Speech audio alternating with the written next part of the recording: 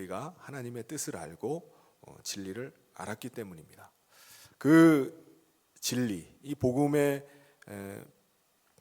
그래서 우리가 이 진리를 안 이후에 이 진리를 모르는 사람, 이 복음의 비밀을 모르는 사람이 있으면은 그것을 전하고 싶은 마음이 생깁니다.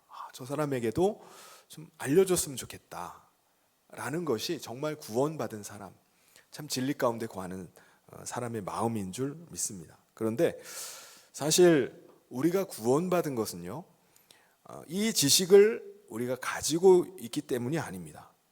그러니까 우리가 구원을 아는 지식, 복음의 비밀을 아는 지식을 가졌느냐 안 가졌느냐 이전에 하나님의 사랑이 아니었으면요, 우리는 지식 이전에 이미 끝났습니다.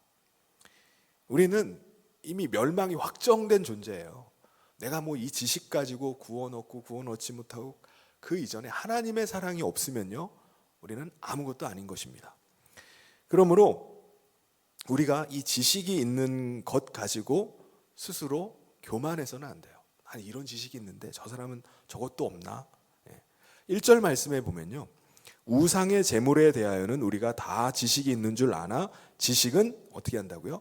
교만하게 하며 사랑은 덕을 세운다고 말씀합니다. 여러분, 우리는 하나님의 사랑이 아니었으면요, 구원 자체가 불가능한 존재입니다. 우리 늘 이걸 기억해야 돼요. 우리가 가진 지식을 가지고 다른 사람을 판단하는 것이 아니라 우리 안에는 나 같은 구제불능인 자, 나 같은 멸망받을 자를 사랑하시는 하나님의 사랑이 우리 가운데 늘 있어야 됩니다. 나는 하나님이 사랑하셔서 나는 구원받았다. 정말 불쌍히 여겨주셔서 완전히 멸망의 끝자락에 있던 나를 건져주셨다라는 이 마음이 우리 가운데 늘 있어야 됩니다. 그래서 지식보다 중요한 게 뭐죠? 바로 사랑입니다. 사랑. 지식으로 사람을 구하는 게 아니라 사랑이 사랑으로 구원하는 겁니다. 하나님께서 우리를 구원하시는 것도 마찬가지예요. 하나님의 사랑 때문에 우리가 구원받은 것입니다. 우리는 그 하나님의 사랑을 알물 통해서 우리가 구원받은 거예요. 그래서 다른 사람을 대할 때도 우리가 지식으로 대하는 것이 아니라 사랑으로 대할 수 있어야 됩니다. 내가 아는 것 가지고 대하는 게 아니라 그 사람을 사랑하는 마음 가지고 대하는 거예요. 가령 엄마가 어린 아이를 대할 때 어떻게 대해야 되죠? 엄마가 가진 지식과 어린 아이가 가진 지식의 수준은 분명히 다릅니다. 그러니까 엄마는 내 아이가 내가 하는 말을 다 이해하리라고 생각하는 게 아니라 이해 모르는구나, 이해하지 못하는구나 라는 걸 알고 이해할 수 있도록 아이의 지식의 수준에 맞춰 가지고 얘기를 해줘야 되잖아요. 그러면 아이도 엄마가 하는 말을 듣고 그렇구나 라고 생각해서 엄마가 가르쳐 준 대로 할 것입니다. 그런데 엄마가 이 아이가 가지고 있는 지식의 수준을 전혀 생각하지 않고 자기 기준으로 아이에게 말하는 거예요. 넌 어떻게 그것도 모르니? 그러면서 머리부터 쥐어 박으면서 시작하면 어떻게 되겠습니까? 엄마는 자기가 알아요. 아이는 전혀 몰라요. 근데 그걸 모른다고 엄마가 머리를 막 쥐어박으면서 너는 어떻게 그런 것도 모르냐고 야단을 치면은 아이는 자기 스스로 자책하고 주눅이 들거나 상처를 입게 될 것입니다. 무엇보다 엄마라고 다 아나요? 엄마는 다 아는 것처럼 넌 어떻게 그런 것도 몰라? 하고서 머리를 콱 쥐어박지만은 엄마가 다 아는 건 아니잖아요. 아이가 지금은 초등학생이어서 조금 이렇게 아는 게 적다 할지라도 중학교 가고요, 고등학생만 돼도 아는 게 달라져요. 오히려 엄마가 아이한테 물어봐야 됩니다. 야, 요즘 이런 거 뭐 어떻게 하는 거냐? 아이가 계속 새로운 걸 배우고 새로운 걸 익히게 되니까는 오히려 엄마가 모르는 걸 알게 됩니다. 아이에게 물어볼 날이 얼마 안 있어서 오는 겁니다. 여러분, 이게 교회 안에도 마찬가지예요. 자기 자신의 지식을, 내가 가진 지식, 이 성경에 대한 지식, 복음의 비밀에 대한 지식, 이런 거를 모든 사람이 다 가졌다고 생각해서는 안 돼요. 겉으로 보면은 뭐 다 아는 것처럼 보일 수도 있어요. 그런데 똑같은 게 아닙니다. 이 사람이 나랑 똑같은 지식을 가지고 있다라고 생각해서는 안 돼요. 내가 가지고 이 사람은 왜 내가 가진 지식을 없지? 마치 엄마가 아무것도 모르는 아이를 대하듯이, 야, 너는 왜 그런 것도 모르냐라고 말하는 것처럼 다른 사람을 판단해서는 안 돼요. 이 사람은 어떻게 신앙생활 한다고 하면서 나 같은 지식도 없지? 이거 수준도 안 되네. 예. 그리고 2절 말씀에 보면 이렇게 말씀합니다. 2절, 만일 누구든지 무엇을 아는 줄로 생각하면 아직도 마땅히 알 것을 알지 못하는 것이요. 그러니까 솔직히 우리가 하늘의 비밀을 알면 얼마나 알겠습니까? 예? 우리가 구원받아서 구원의 진리의 말씀을 우리가 알게 되었지만은 한계가 있어요. 그런데 내가 아는 그거 가지고 내가 조금 성경 공부를 하고 내가 구원에 대한 지식을 좀 가졌다고 해가지고 다 아는 사람처럼 말을 해서는 안 됩니다. 그러므로 우리가 다른 사람을 볼 때 우리가 어떻게 봐야 되죠? 다른 사람을 볼 때 내 기준을 보는, 내 지식의 수준에서 그 사람을 보는 게 아니라 늘 사랑의 마음 가지고 그 사람을 볼 수 있어야 됩니다. 어떤 사람은 어린아이 같은 사람이 있을 수 있어요. 제대로 된 지식이 없을 수도 있습니다. 그런 사람 보고서, 야, 너는 어떻게 수준이 그거밖에 안 되냐? 너 그것도 모르냐? 너 신앙생활 몇 년 한 거니? 너 그래가지고 구원 받겠어 너? 라고 하고 싶을 정도의 사람도 있을 수도 있죠. 신앙생활의 연륜이 10년, 15년, 20년 했으면은 그 기대한 수준만큼 좀 잘해야 될 거 아닙니까? 근데 안 잘한 사람도 있어요. 이미 성숙하고 그 정도의 지식을 가져야 될 사람을 두고서 그 말을 하는 게 아닙니다. 지금 말하는 것은요, 진짜 초신자, 진짜 미성숙한 신앙을 가진 사람을 말하는 거예요. 이런 사람들은 정말 지식이 없는 겁니다. 그런 사람을 보면서 우리가 우리의 지식, 우리의 기준 가지고, 우리의 수준 가지고 그 사람을 대해서는 안 된다는 거예요. 오히려 정말 진리를 아는 참 지식이 있는 사람은 어떻게 할까요? 정말 초신자, 정말 믿음이 없고 연약한 사람을 볼 때 자기 자신을 낮춰서 그 사람을 눈높이에 맞춰가지고 보려고 할 겁니다. 그 사람이 정말 하나님을 사랑하는 사람이에요. 그 사람이 진짜 성숙한 사람입니다. 그 사람이 정말 엄마의 마음, 아빠의 마음을 가진 사람이에요. 이 사람이 정말 아직 모르구나, 연약한 가운데 있구나, 아직 믿음의 지식이 아직 없는 사람이구나 라고 생각해서 그 사람에 맞춰서 그렇게 대하는 겁니다. 우리 3절을 우리 같이 한번 읽어보도록 하겠습니다. 3절 시작. 또 누구든지 하나님을 사랑하면 그 사람은 하나님도 알아주시느니라. 그 사람을 하나님도 알아주신다고 말씀해요. 사도 바울은요, 우상에게 바쳐진 제물을 먹어도 되는가 안 되는가 하는 문제를 예로 들어서 이제 설명을 합니다. 여러분, 우리 같은 경우는 이제 제사를 드리잖아요. 우리도 전통적으로 유교 문화에서 조상 신에게 제사를 지냅니다. 조상 귀신에게 제사를 드리고 나면은 그 제사 음식은 어떻게 하죠? 다 쓰레기가 되나요? 먹잖아요. 근데 그 음식을 먹어도 되느냐 안 되느냐 하는 겁니다. 이 문제예요. 여러분, 성경적인 지식은 뭡니까? 이거 먹어도 되나요? 조상 귀신이 먹었던 음식을 우리 믿는 사람이 먹어도 되나요? 먹어도 되는 겁니까? 먹어도 되는 겁니까? 안 되는 겁니까? 되죠. 네. 왜 그런 거죠? 우상은 아무것도 아니기 때문입니다. 여러분, 우상이라는 게 뭐죠? 우리는 조상신을 우상으로 섬기잖아요. 그 귀신이 나에게 해를 끼치지 않고 나를 돕고 나를 잘되게 한다고 생각하기 때문에 귀신을 우상으로 섬기는 겁니다. 그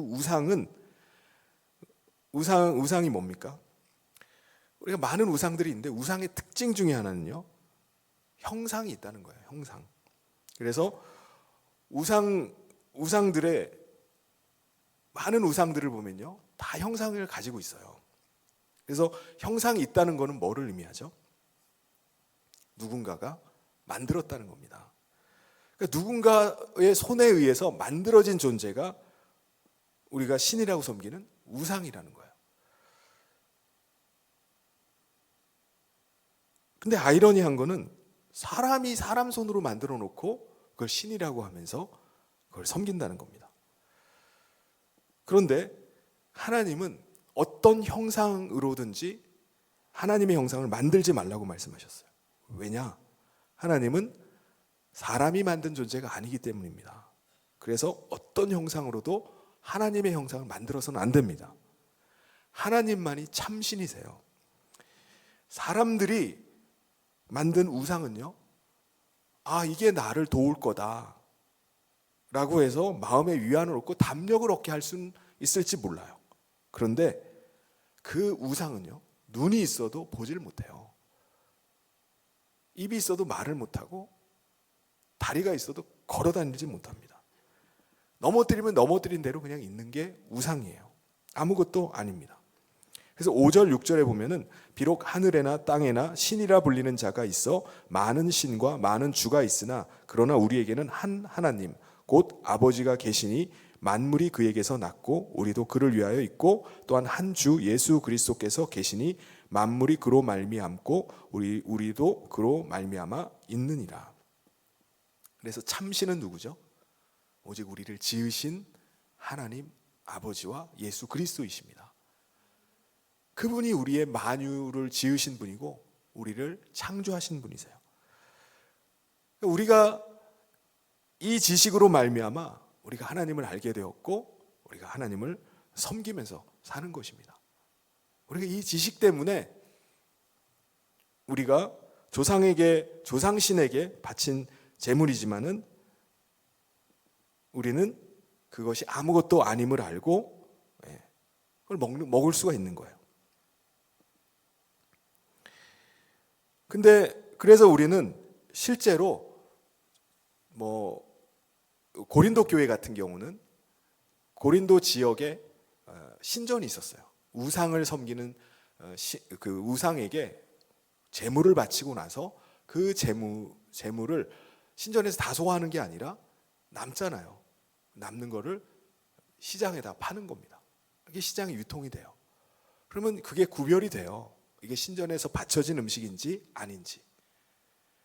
신전에서 바쳐진 거기 때문에 사실 꺼림칙하잖아요. 그래서 고기 질은 좋은데 값이 쌉니다. 그래서 사람들은 가성비 좋은 좋은 쌍고기를 먹으려면 그걸 먹으면 되는 거예요.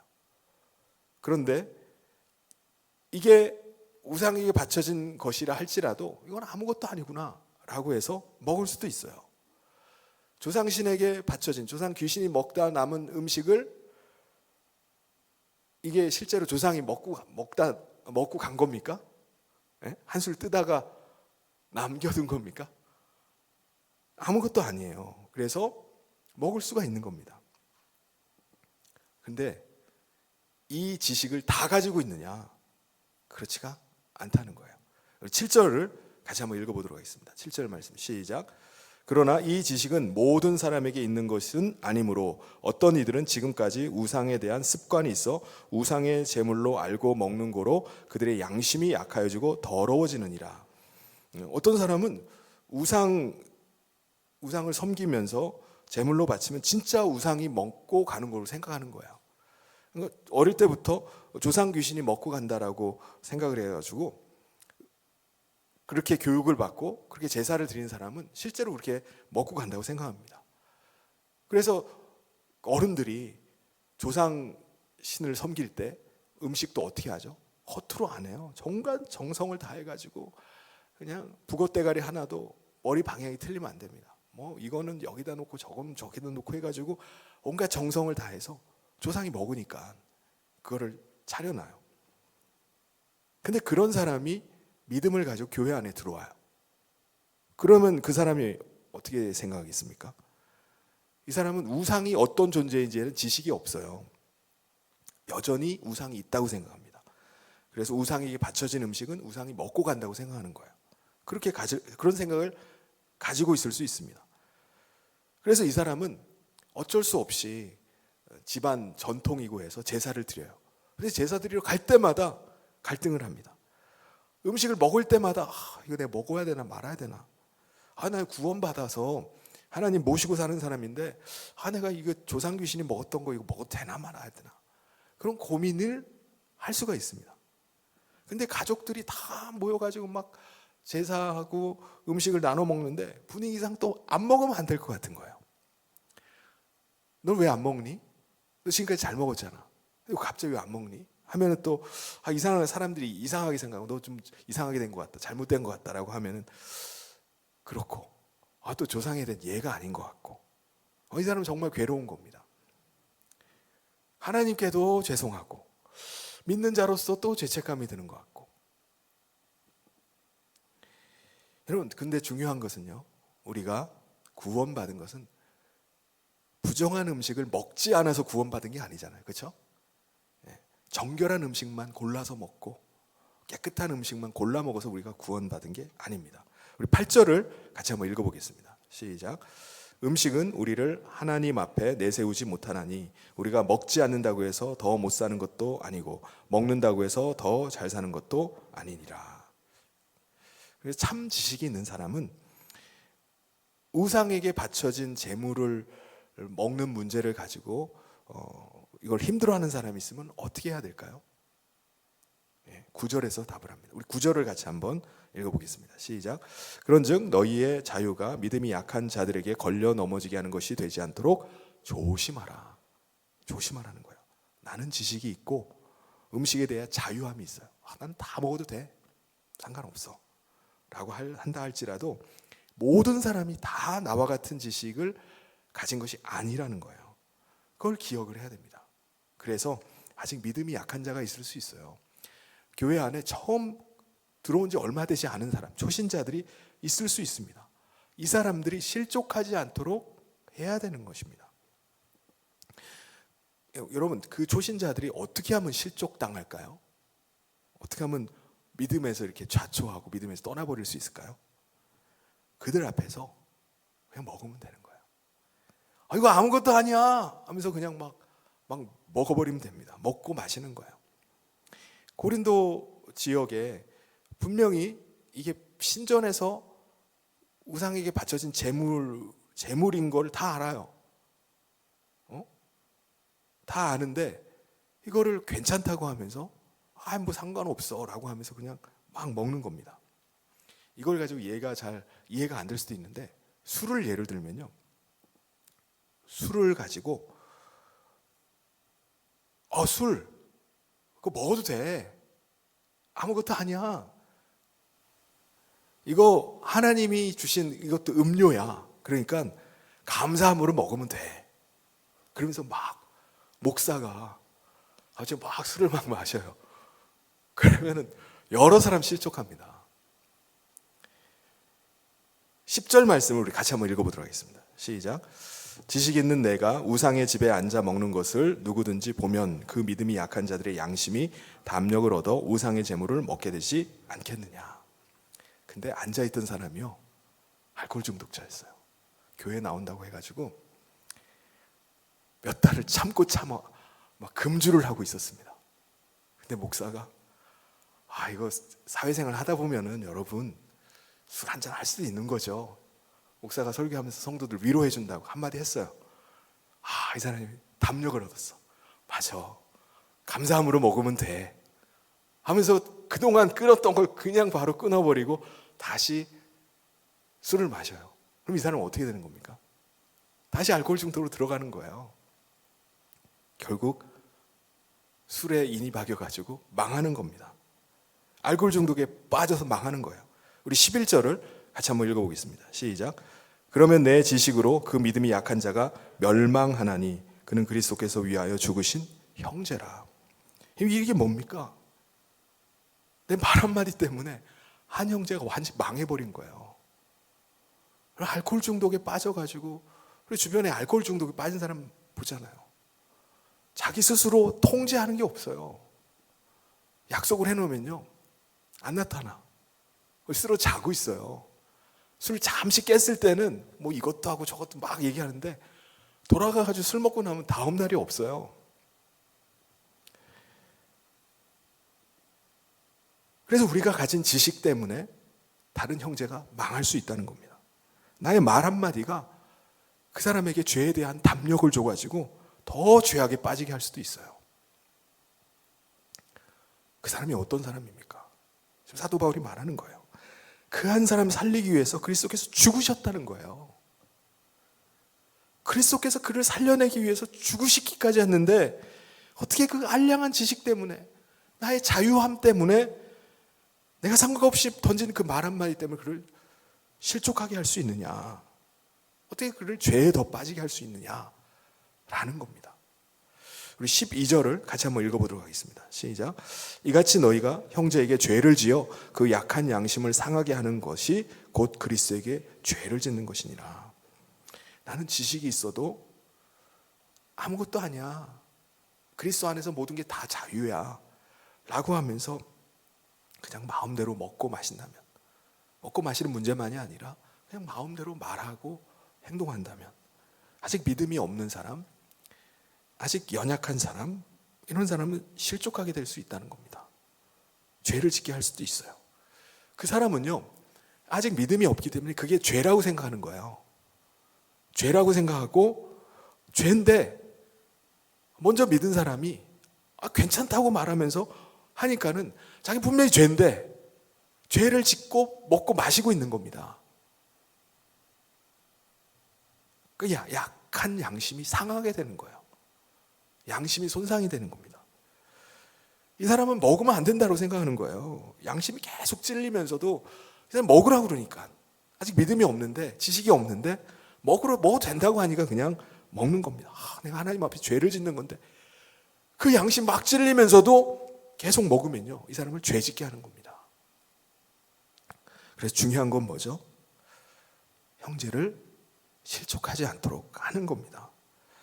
아직 지식이 없어서 우상에게 바쳐진 고기를 먹는 거에 대해서 거리끼는 마음이 있으면, 그 사람 앞에서 내 지식을 막 자랑하면서 그거 먹어도 돼 하면서 고기를 막 먹어서는 안 됩니다. 그럼 어떻게 하는 거죠? 사도 바울은 말해요. 우리 13절을 우리 같이 한번 읽어보도록 하겠습니다. 시작. 그러므로 만일 음식이 내 형제를 실족하게 한다면 나는 영원히 고기를 먹지 아니하여 내 형제를 실족하지 않게 하리라. 예. 영원히 고기를 먹지 않을 정도로, 정말 한 사람, 진짜 고기를 영원히 먹지 않을 정도의 그 마음을 고백하는 거예요. 그 각오를 하는 겁니다. 이게 뭐냐면은, 그 사람이 영원히 지식을 갖지 말고 성숙하지 말고 잘하지 말라는 말이 아니에요. 한 사람을 실족하게 해서는 안 된다는 겁니다. 그 한 사람이 실족하지 않기 위해서 내가 평생을 고기 먹지 않을 각오가 되어 있다는 거예요. 이 사람이 나중에 되면 믿음을 갖게 되겠죠. 그리고 참 하나님을 알게 되고 구원의 진리를 알게 될 날이 올 것입니다. 이 사람은 언젠가는 우상에게 바쳐진 건 아무것도 아니구나, 구원받는 것은 그리스도의 은혜로 말미암아 되는 것이구나 라는 확신을 가지고 믿음 가운데 서서 같이 먹으시죠, 하나 좀 더 드세요 하면서 서로 고기를 권하면서 먹는 날이 올 수도 있어요. 사도 바울은요, 고린도 교회 성도들에게 권면합니다. 우리가 가진 기준, 이걸 가지고, 내 지식의 수준 가지고 다른 성도를 대하지 말라는 거예요. 내 기준 가지고 다른 사람을 판단하지 말라는 거예요. 내 기준은 이렇게 높아요. 근데 상대방은 아직도 기준이 안 돼요. 거기에다 대고 내가 마치 모든 걸 아는 사람처럼 말하고 행동하고, 넌 아직 그것도 모르냐, 수준이 왜 안 되냐 하면서 자기 마음대로 행동하지 말라는 거예요. 오늘 우리 교회도 마찬가지입니다. 우리가요, 신앙생활하면서 오랫동안 신앙생활하면은 신앙적인 수준이 다 비슷해질 수 있어요. 그래서 서로 그냥 눈빛만 봐도 서로 알아. 말 몇 마디만 하면 서로 그냥 대충 이 사람이 뭔 생각을 하는지 다 알 수 있어요. 편하게 얘기하고 편하게 행동할 수 있습니다. 오랫동안 사귀었기 때문에 잘 알아요. 그런데 새로 들어온 사람 같은 경우는요, 모든 게 다 낯설고 조심스럽습니다. 그래서 기존에 있는 사람들은 자기 기준, 자기 생각만 가지고 내가 마음대로 말하고 행동하고 한다면요, 이 사람은 상처가 될 수 있어요. 몇 달 동안 교회에 나오던 성도 한 분이 어느 날 보니까 안 보이는 거예요. 그래서 그분을 전도했던 권사님께 여쭤봤어요. 그랬더니 왜 요즘 안 보이죠? 그 사람이요, 우리 교회는 왜 예배 전에 그렇게 떠들어요? 라고 얘기를 하면서 교회를 안 나온다는 거예요. 오래간만에 만나서 반가워서 얘기할 수도 있지. 근데 그 사람은 거리끼는 겁니다. 몇 달 동안 나오면서 계속 그게 마음에 쓰였던 거예요. 차라리 그렇게 얘기를 하고 하면 좋은데 돌아서면서 그 말 한마디 또 던지고 안 나온다는 겁니다. 너무 마음이 아프죠. 내가 예배 전에 좀 오래간만에 만나서 나는 이 사람 반가워가지고 좀 안부도 묻고 막 그렇게 했는데, 그게 이 사람한테는 큰 상처가 돼가지고 이게 시험거리가 돼가지고 그를 실족하게 하고 그냥 떠나버리게 한 겁니다. 그래서 우리의 초점, 관심이 어디에 있어야 되겠습니까? 언제든지 내 편한 대로, 내가 잘 아는 사람들이 아니라 교회에 처음 들어온 사람에 대한 생각이 우리 가운데 있어야 돼요. 배려가 있어야 됩니다. 나는 다 안다 할지라도 이 사람은 모를 수 있구나, 아직 그 지식 가운데 도달하지 않을 수도 있구나 라는 생각을 가지고 믿음이 연약한 자들, 또 처음 들어온 자들에 대한 배려가 있어야 될 줄 믿습니다. 그게 하나님을 사랑하는 자이고 성숙한 자인 줄 믿습니다. 그래서 오늘 우리가 어린아이 같은 신앙인이나 연약한 사람에 대한 그 배려하는 마음이 우리 모든 성도들의 우선순위가 돼야 될 줄 믿습니다. 나는 다 컸다고 해서 나의 마음대로 하는 것이 아닙니다. 물론 우리가 이 사람이 언제까지나 어린아이 같은 수준에 머물겠습니까? 그 사람을 어쨌든 그 사람도 계속해서 믿음 가운데 성숙해져 갈 것입니다. 나의 신앙적인 지식까지 또 오를 수도 있어요. 나도 또한 그리스도의 장성한 분량으로 계속 자라나갈 수 있습니다. 그래서 어쨌든 중요한 것은 내가 정말 성숙한 사람이라면 믿음이 연약한 자들을 대한 관심이 있어야 돼요. 그들에 대한 배려가 있어야 됩니다. 그 사람과 눈높이를 맞출 수 있어야 됩니다. 그럴 때 지금 사도 바울이 정말 한 사람 실족하는 문제 가지고 내가 평생 고기 먹지 않겠다라고 그런 각오를 얘기했던 것처럼 오늘 우리 가운데도 그런 마음이 있어야 될 줄 믿습니다. 그래서 우리 공동체가 마치 유치원 같이, 유치원에는 다 어린아이들이잖아요. 그러면 다 거기에 대한 배려들, 어린아이들을 대하듯이 어른들이 다, 그리고 선생님들이 다 대할 겁니다. 우리도 마찬가지로 정말 연약한 자라 아직 성숙하지 않은 자가 누가 있는지 그 사람의 눈높이에 맞추고 관심을 가지고 그를 돌볼 때 우리가 다 같이 믿음 안에서 성숙해져 갈 줄 믿습니다. 그 소망 가지고 우리가 함께 믿음으로 섬기고, 그래서 우리 교회 안에 정말 계속해서 새로 들어오는 처음 신앙생활 하는 사람들조차도 믿음 가운데 잘 세워지고 또 함께 하나된 공동체를 이뤄가는 우리 성령교회 되기를 주님의 이름으로 축원합니다. 우리 같이 기도하도록 하겠습니다. 하나님 아버지,